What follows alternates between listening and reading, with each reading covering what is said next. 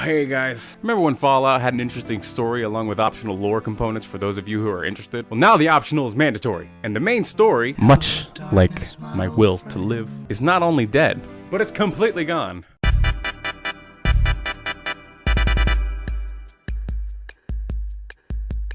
The game starts off like any other self-respecting Fallout game. You wake up in the vault after a long night of hitting the juice like Wiz Khalifa hits his dabs. I guess they never miss, huh? You find out that the doors to the vault have been opened and that you and the rest of the degenerate population get the green light to leave. The comforting embrace of Soldier 76. Fuck! Vault 76. God damn it. I'm not entirely sure why the citizens of Vault 76 want to leave in the first place. For real, this place has everything. There's power, running clean water, a gym, and a cafeteria.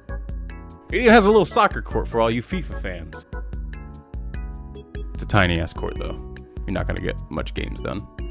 It's okay. Maybe like 1v1 or something like that, but it sucks. Not to mention there's a TV in every single vault room, which for radical insomniacs and video game enthusiasts like myself, that is the holy grail. There is plenty of things to do in the vault. You don't need to leave, just lock the doors and everything. After everybody else leaves, you'd be Gucci, you'd be fine. What little story there is in the game is mediocre at best. You just follow a trail and listen to holotapes every now and then. Hi. Daza asked me if I would talk about, how I got here. She asked everybody, so I said okay.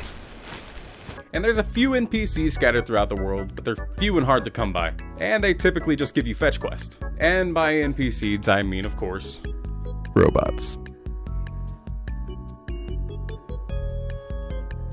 Well, that's not entirely true. There is a super mutant NPC who acts as a traveling merchant, and I don't know what it is. He's just my favorite NPC out of all three in the game. Now, I've been playing since the early beta started, and I gotta say, most of my time has just been clearing out locations and then retracing my steps, collecting all the junk and all the loot that I left behind. If you're not doing that, then you are either doing an event or just traveling throughout the world. Now, the events, you're either defending or repairing a location. Now, there are a few escort events, but it's just more robots. Then there's other times of me just doing this.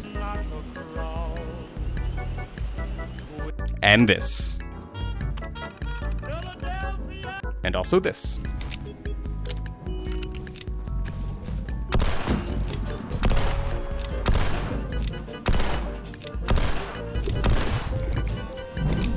Now, I will admit, the lore of the game is by far one of the best in any Fallout game.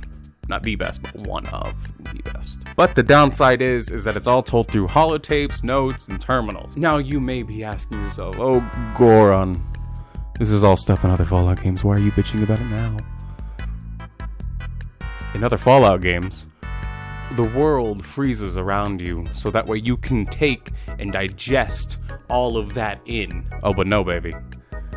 Fallout 76 is a complete online experience. There's no offline mode. There's no baby shit. If you're scrolling through a terminal, right, and things just decide to respawn, you're fucked. You will be dragged out of that terminal and forced to engage in combat yet again. What little fun I've had of actually playing the game, it could probably be attributed to more of the people in the world with me, the other players, other people from Vault 76.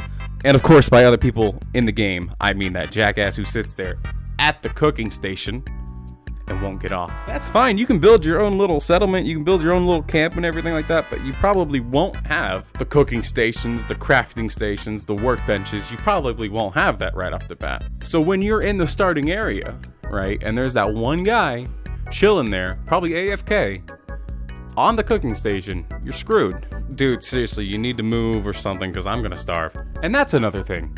Somebody at Bethesda was like, man, everybody loved the survival mode in Fallout 4. Let's make a game on it. Throw in some multiplayer. It'll be great. It's not. It's not great. Because I can tell you this much. Whenever I worked at Best Buy, I sold the most amount of copies of Fallout 4 based on the fact that there was a survival mode where you had to watch a fucking food and water meter all fucking day. Sarcasm. But for real, did anyone actually play the survival mode? Because I know I didn't, and none of my friends at the time did. I don't know, maybe it was popular, I don't know. Another weird piece of trivia is that the physics are tied to the FPS, which in all honesty just seems bad, like bad. And this is attributed to the fact that they use the same engine from 2002. The engine that they used to make Mario, and yes, it had a different name back then, and they upgraded it a bit, did a couple tweaks, and made some improvements, upgraded it a tiny bit, but it's still the same engine. The foundation is still there. There are textures in this game that look like shit. Which, I mean, I'm not gonna argue about reusing assets, you know, that's okay, that's cheaper, whatever helps it, you know, come out faster, I'm all for that, but like, there's just a difference between efficiency and laziness.